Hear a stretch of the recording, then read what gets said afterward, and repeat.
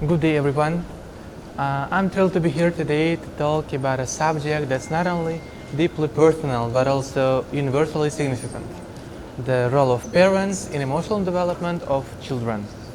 Our journey today will cover various facets of this topic, starting from the power of parental presence to navigating the challenges of the digital age.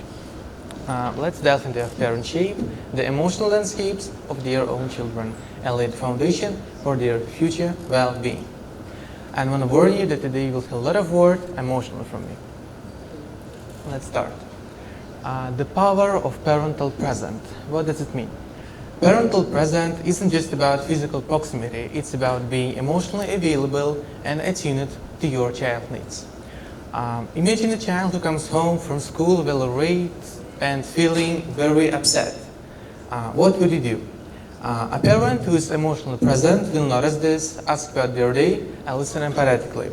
And this presence creates a feeling of security and trust. And studies show that children with emotionally present parents are more likely to develop secure attachments, which are crucial for their overall emotional well-being. This presence also communicates to children that they are valued, listened, and understood. That is the main thing for them in their age. And this fosters a sense of self-worth and belonging to their parents. Let's now talk about the resilience. What does this word mean?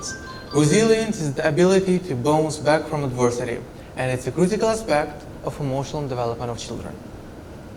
Parents play a crucial role in nurturing resilience by modeling coping strategies and providing supportive environment and opportunities for their development.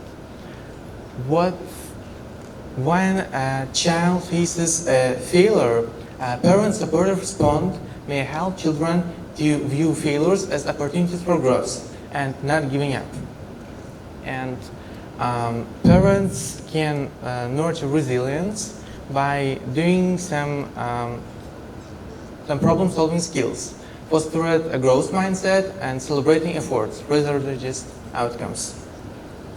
Many people and many parents think that such things like cognitive skills, emotional intelligence, and other things connected with emotional development lay on schools and other education centers. However, it's a false statement, and these all things, including emotional intelligence, lay only on parents and begin at home. Emotional intelligence is the ability to understand and manage one's own emotions and those of others. Also begins at home. Parents can foster it through everyday interactions by helping their children to label and express their emotions properly and effectively. These methods and this solution not only enhances emotional vocabulary of their children, but also the ability to navigate social interactions properly and effectively. And emotional intelligence also involves teaching empathy, encouraging children to consider others' feelings, emotions, and perspectives, due to the reason that they are not alone in this world, and in social area it will be very hard for them to communicate with others. This practice makes children to feel safe to express their emotions and feelings in social area with their friends and family members. The next one. We forgot something in relationships. Communication is the cornerstone of emotional development and relationships with parents and their children. The way parents talk to their children is shape their emotional world, and open, honest, and loving communication makes children feel safe to express their emotions and not having a fear of expressing their emotions. This kind of practice is good for the ones who are afraid of expressing their emotions. And communication may help them to have good relationships with their parents and their friends. And this kind of method makes people to have more interested ideas and such kind of things.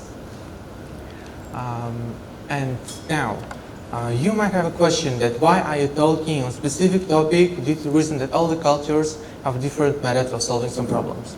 Yes, methods of parenting and solving some problems vary across all the cultures around the world. Even in Uzbekistan, in all the families, they have their own methods of solving problems and parenting that differ from other ones. And the only thing that connects all these families and cultures is that the only mission of parents is to provide a good environment for their development and for their education and to make their future light and bright. These cultures vary. For instance, in some cultures, communication and community support is engaged. However, in others, independence is encouraged too. And some families also have their own methods of parenting and giving education and development to their children. So do not forget that all these families and cultures have their own mission and vision of all the things that are happening in this world. And please do not forget to add a touch of humor in your parenting and all the things you are doing, due to the reason that parenting is also often a comedic act, because a good instance for this is when you are doing some tech-free zones for your child. It's also parents and adults who have hardest time without their phones, gadgets, laptops, and television. The last but not least, parenting in a digital age. The hardest thing that parents have faced recently. Technology has become an integral part of our lives, and it's sometimes very hard to communicate with your children due to these factors. Technology can offer both opportunities and disadvantages. For instance, technology can offer internet connection where children can learn some kind of courses, online courses, and internet where they can get some kind of some positive information for their development and education. However, it's very important for parents to set some kind of boundaries and screen time for their children due to not to lose the sense of real life.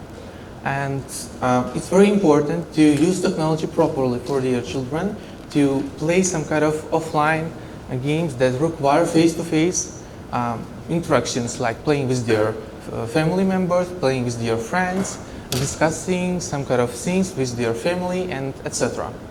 And it's very important to not forget that our lives also consists of some kind of technology that not only has some kind of restraints or disadvantages, and all the things like technology has some kind of benefits too. Yes. Thank you very much for your attention. It was my speech for today's, and do not forget that parenting is very important nowadays because of the digital age and some kind of problems connected with children.